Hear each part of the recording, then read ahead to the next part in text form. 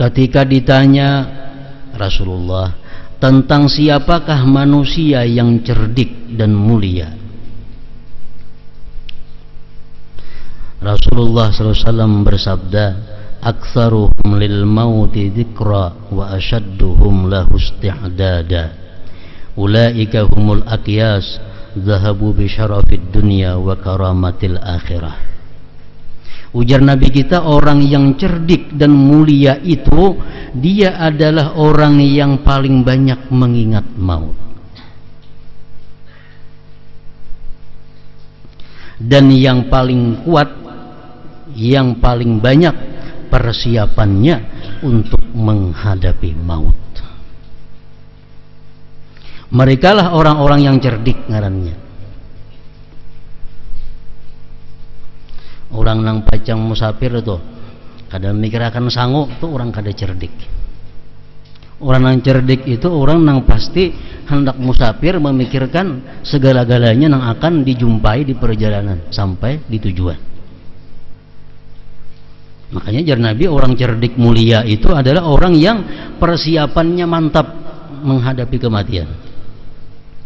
Mereka lah orang-orang yang cerdik, mereka peroleh kemuliaan dunia dan kehormatan akhirat. Isti'dad lil maut, bersiap-siap mempersiapkan kematian. Oleh para ulama disebutkan bahwa setidak-tidaknya mempersiapkan kematian itu dengan 7 macam nang mesti kita persiapkan sejak sekarang. Sejak sekarang.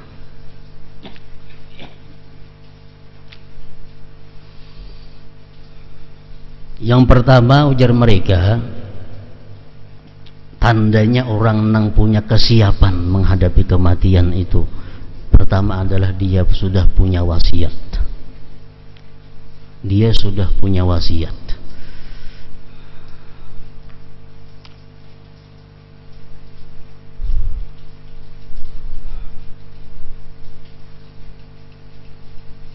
Nah, apa isi wasiat nih? Isi wasiat itu nang apa? Nang pertama, nang perlu kita wasiatkan lawan anak buah kita, keluarga kita. Nang kita tulis dalam wasiat itu nang pertama, kalau kita ada menyimpanakan barang titipan orang, itu perlu diberitahu orang rumah nih. Terus sepeda motor itu bakal ada ampun kok, tuh orang menitip nang nito kada juga tuh orang minjami. Dia perlu wasiat. Nang kedua, nang kita wasiatkan apa, kalau kita ada hutang piutang, ini perlu kita wasiatkan lawan orang rumah kita, aku ada hutang lawan si fulan sekian, ada hutang lawan si fulan sekian, ada hutang lawan si fulan sekian. Nah, ini wasiat. Itu wasiat nang wajib, nang mesti dilakukan. Nah, wasiat nang kada mesti namun baik, seperti wasiat umpamanya, aku minta kalau aku mati supaya disembahyangkan sekurang-kurangnya 40 orang atau 100 orang selebihnya. Kalau aku mati, usahakan nang memandii aku orang-orang nang saleh, nang mengafan aku orang-orang nang saleh, nang menyembahyangkan aku orang-orang yang saleh. Nah, ini wasiat nang sunnah. Nang tadi wasiat nang wajib itu kita memadahkan itu. Nah, ini isti'dad lil maut.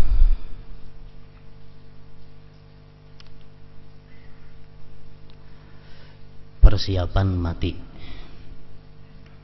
Nang kedua, nang perlu kita bersiap-siap itu indah sakarah, menghadapi sakaratul maut ini. Nah, ini mesti ada persiapan khusus supaya menghadapi sakaratul maut itu kita kada gelubuk-gelubuk. Kenapa? Karena kita menghadapi sakaratul maut itu kita bertemuan lawan makhluk yang belum pernah kita lihat. Kita belum pernah melihat makhluk seperti itu. Makhluknya yang datang kepada kita, yang bakal mencabut nyawa kita. Nah, bila kita kadang mempersiapkan diri dengan persiapan-persiapan, kita melihat bagi sudah hilang ingatan segala-galanya. Melihat bentuk malaikat maut sudah bubar semua. Jadi menghadapi itu, ujar para ulama, sangat diperlukan persiapan-persiapan yang tertentu untuk itu.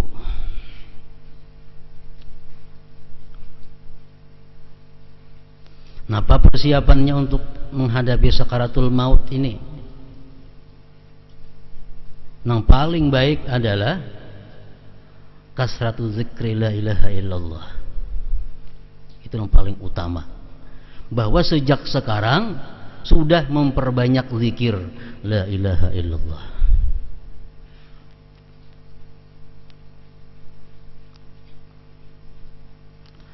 Jibril pernah datang kepada Rasulullah SAW. Ujar Jibril, wahai Rasulullah, bahwa la ilaha illallah itu merupakan unsul muslim atau mukmin indal maut. Kalimat la ilaha illallah itu merupakan kawan kita menghadapi kematian. Unsul mukmin.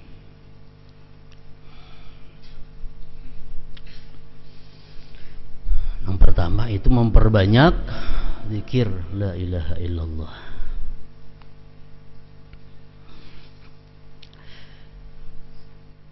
Persiapan indah sakarah itu yang pertama kasratu zikir la ilaha illallah. Sekurang-kurangnya banyak zikir itu, ada yang mengatakan kita berzikir itu dalam 24 jam itu sekurang-kurangnya setengah jam. Setengah jam itu kada tahu hitungannya berapa kah? Oke, bila setengah jam itu sekurang-kurangnya. Jadi berzikir ini kita jadikan satu amalan, satu keperluan yang tiap hari digawi. La ilaha illallah, menyebut la ilaha illallah ini untuk persiapan sakaratul maut. Yang kedua, ujar mereka, menghadapi sakaratul maut itu adalah persiapannya yang menunjang lawan zikir la ilaha illallah ini birrul walidain, bakti kepada kedua orang tua. Kayak apa aja kita zikir la ilaha illallah bahkan sampai berapa puluh ribu sehari, tapi kita tergolong orang yang durhaka kepada orang tua, tetap di sakaratul maut kita kada berfungsi la ilaha illallah itu. Contohnya apa? Sahabat Rasulullah yang bernama Alqamah. Alqamah ini seorang sahabat Nabi, orang yang boleh dikatakan tiap hari bertemu Rasulullah, berguru dengan Rasulullah, sembahyang berjamaah dengan Rasulullah, berperang beserta Rasulullah. Ini Alqamah. Begitu hendak mati, kada kau mengucap la ilaha illallah. Padahal orang yang ahli la ilaha illallah. Dicek kenapa kada bisa mengucap la ilaha illallah? Ternyata menyakiti hati ibunya. Dia lebih mementingkan istrinya daripada ibunya. Dia lebih mengutamakan bininya daripada mamanya. Nah ini. Jadi kayak apapun amalan kita menghadapi sakaratul maut, kalau kada ditunjang dengan birrul walidain itu kada kawa. Mesti bakti kepada kedua orang tua. Amal orang tuanya sudah mati bang, kadang menghalangi kebaktian. Tiap malam membacakan Fatihah kepada orang tua, tiap minggu ziarah ke kubur orang tua, tiap Jumat minta ziarah ke orang tua, itu tanda kebaktian. Itu tanda orang yang bakti. Walaupun dalam waktu hidupnya ini kada sempat berbakti kepada kedua orang tuanya. Begitu orang tuanya mati, tiap Jumat ini ziarah, itu dicatat sebagai orang yang bakti kepada orang tuanya. Itu amun yang sudah mati. Nah, persiapan sakaratul maut ini, la ilaha illallah diperbanyak dan birrul walidain. Kemudian nang pasti kita lalui indas soal. Kita mempersiapkan diri sewaktu ditanya oleh si munkar dan nakir. Ini pasti kita lalui. Munkar nakir ini. Dan ini kadang-kadang dihafal. Andai kita hafal dalam dunia nih, hafal benar marrabuka Allahu Rabbi, hafal bujur. Masuk ke dalam kubur kita, datang munkar nakir, hilang sudah hafalan itu, dapatnya munkar nakir.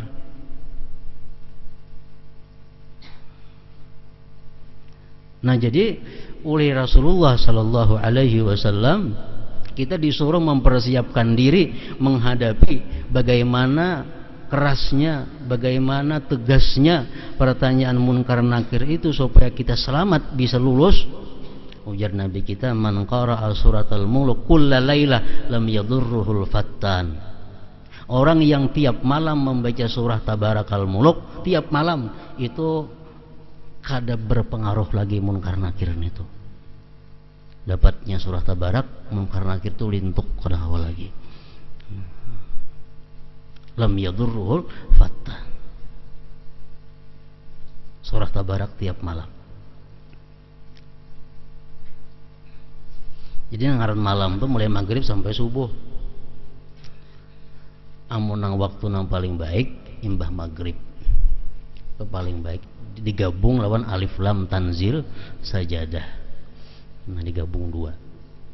Karena ujar Nabi kita dalam satu hadis, orang yang sesudah maghrib itu membaca surah Tabarak lawan alif lam tanzil sajadah, itu pahalanya sama dengan Lailatul Qadar. Mbah maghrib tapinya digabung lawan alif lam tanzil sajadah. Untuk persiapan waktu menghadapi munkar nakir. Nang keempat, nang kita disuruh Nabi bersiap-siap untuk menghadapi kematian ini adalah al-muqsu bil qabar. Kita berdiam lawas di dalam kubur. Lawas dalam kubur sampai kena hari dibangkit kita. Nah, apa dalam kubur kita gawe? Sembahyang kada kawa lagi, beribadah kada kawa lagi. Nah, apa di kubur? Ini perlu kiriman-kiriman nang dalam dunia ini. Ini perlu kiriman-kiriman nang dalam dunia. Ujar Nabi, idza mata ibnu Adam in kata amalu illa min thalas, sadaqatin jariyah aw ilmin yuntafa'u bihi aw waladin shalih yad'u lahu. Bila mati manusia putus sudah amal kecuali tiga. Pertama, amal sedekah jariyah. Nah, ada sedekah jariyah. Ada berisi membangun nang apakah sebuah buah nang mana ada berisi kekayaan.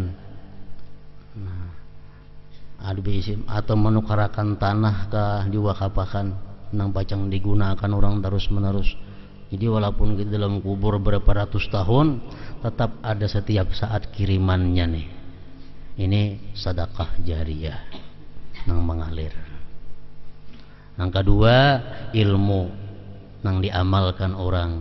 Nah, kita menyampaikan satu ilmu, kemudian ilmu terus menerus diamalkan orang. Macam Imam Syafi'i contohnya. Nah, itu tiap sampai hari kiamat Imam Syafi'i terus dapat kiriman karena amaliyah daripada pengikut mazhab Syafi'i. Yang ketiga, waladin salih yad'ulah, anak nang salih nang mendoakan baginya. Anak salih ini satu mata aja juga paling-palingnya berumur 70 tahun habis.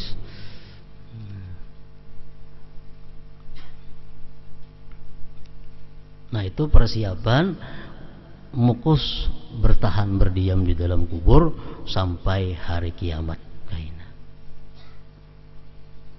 Ya, mesti ada antara tiga itu yang kita persiapkan. Nang apa?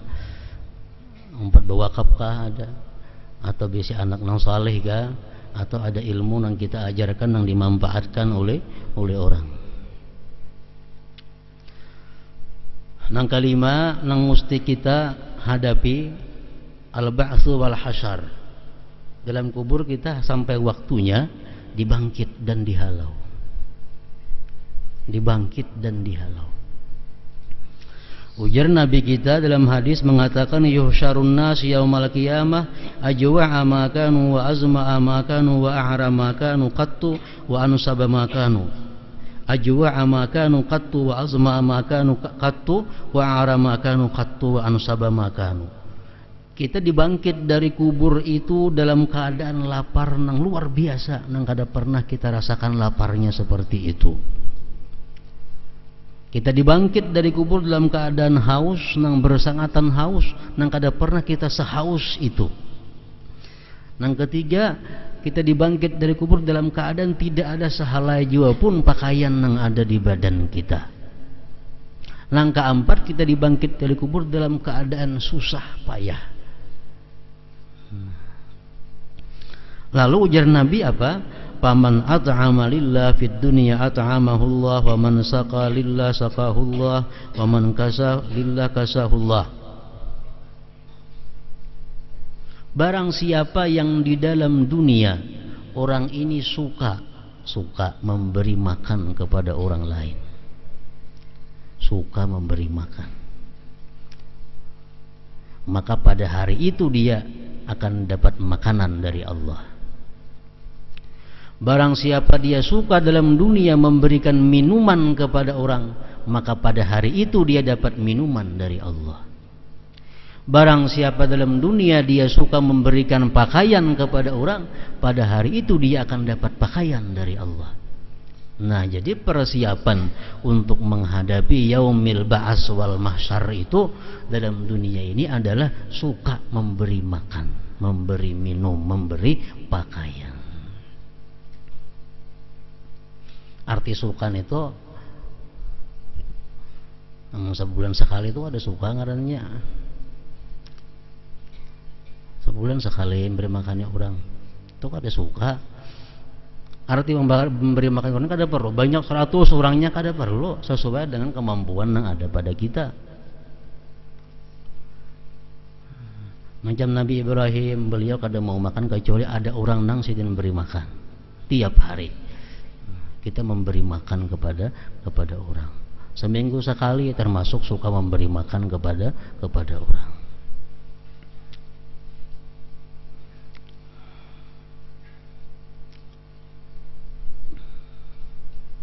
Jadi kada ada jalan lain lagi untuk menyelamatkan kita pada hari mahsyar itu selain daripada mudah dalam dunia ini suka memberi makan orang, suka memberi minum orang, suka memberi pakaian kepada orang.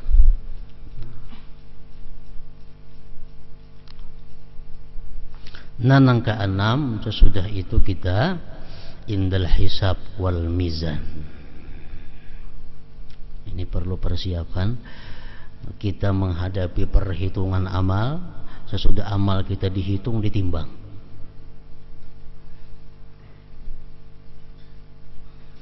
Kayak apa caranya kita menyiapkan diri supaya pada hari perhitungan itu kita mendapatkan kemudahan. Yang pertama adalah muhasabatun nafsi fid dunia. Dalam dunia kita sudah menghitung diri kita. Dalam dunia sudah kita menghitung. Bisukan kita hitung nang malam tadi nang apa ada dosa, minta ampun. Nang apa ada tagawi nang baik, bersyukur. Kena kamarian kita hitung pulang nang pang digawi seharian tadi, nang mana nang kada baiknya minta ampun, nang baiknya bersyukur. Tiap hari macam itu kita hitung. Di akhirat kaina mudah hitungan. Muhasabatun nafsi fid dunya. Dan lagi ujar Nabi kita mengatakan wa inna talibal ilm wal mar'atal muti ahli zawjiha wal waladal bar bi walidayh yadkhulunal jannah bighairi hisab. Orang-orang yang mati dalam keadaan menuntut ilmu, dalam keadaan ini menuntut ilmu mati, atau dia mati parahatan dia bakti kepada suaminya, perempuan yang bakti kepada suaminya, anak yang bakti kepada orang tuanya, mereka itu masuk surga bighairi hisab, tanpa ada hisab lagi.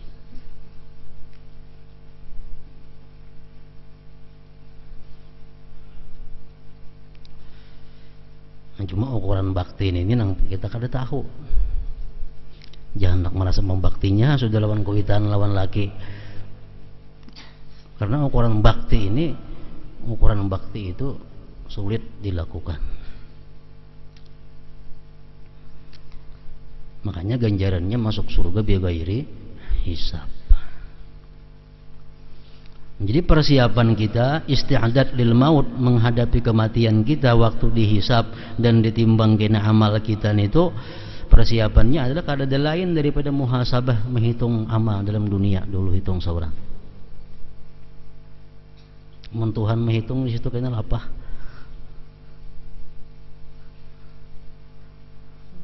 Teliti. Yang ketujuh, yang terakhir, ini finalnya, indas sirat, di siratal mustaqim. Ini proses akhir. Untung celakanya kita ditentukan di sini, indas sirat.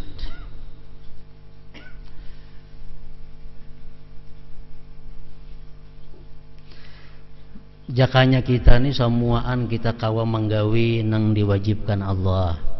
Kita kawa semuaan menjauhi apa yang dilarang Allah. Sempurna. Itu sudah cukup sebenarnya persiapan kita untuk mati. Andai kata kita ni kawa semuaan menggawi nang diwajibkan oleh Allah. Nang sunat ayo kata digawi nang wajib semuaan biris. Sempurna diterima Allah. Dan kita kau menjauhi hal-hal yang diharamkannya, nang makruh ayuha digawi nang haram kita kawa, sudah selamat sebenarnya. Cuma kita nang wajib kadang-kadang kita kada sempurna, nang haram kadang-kadang kita mau tagawi, lalu dituntut kita untuk mencari jalan-jalan lain untuk menyelamatkan kita menghadapi beberapa perkara-perkara nang kematian ini. Terakhir indas sirat. Ujar Nabi kita mengatakan, man yakunil masjid baitah daminallahu lahu birrauh warrahmah wal jawaz ala sirat. Orang yang masjid merupakan rumahnya, Allah menjamin dia lulus di siratal mustaqim. Orang yang menjadikan masjid itu sebagai rumahnya, Allah jamin dia lulus di siratal mustaqim. Artinya apa? Orang ini mulazamah salat berjamaah di masjid. Kayak rumahnya masjidnya, bilang di masjid saja. Subuh ada di masjid, zuhur ada di masjid, asar ada di masjid, maghrib ada di masjid. Nah, jadi masjid itu macam rumahnya. Nah, orang nang macam ini Allah jamin lulus. Nang kedua, persiapan di situ indas sirat tadi, asbatukum 'ala sirat asyaddukum hubban li ahli baiti wa li ashabi. Ujar Nabi kita, orang yang paling tetap kakinya di siratal mustaqim, artinya kada pina beguyang-guyang, nah lurus jalannya. Ada orang ini berjalan nah jujur ring di siratal mustaqim, ini kada asbatukum, dia tetap tegak berikit di siratal mustaqim itu. Asyaddukum hubban li ahli baitihi wa li ashabi, orang yang sangat cinta di antara kalian dengan keluargaku dan sahabatku, ujar Nabi kita. Orang yang sangat cinta kepada keluarga Nabi, kepada sahabat Nabi, itu orang nang di siratal mustaqim kada akan tergelincir. Pukuh pisit nahapnya berjalan di siratal mustaqim itu. Karena dia dalam dunia ini sangat cinta kepada keluarga Nabi dan cinta kepada para sahabat Nabi.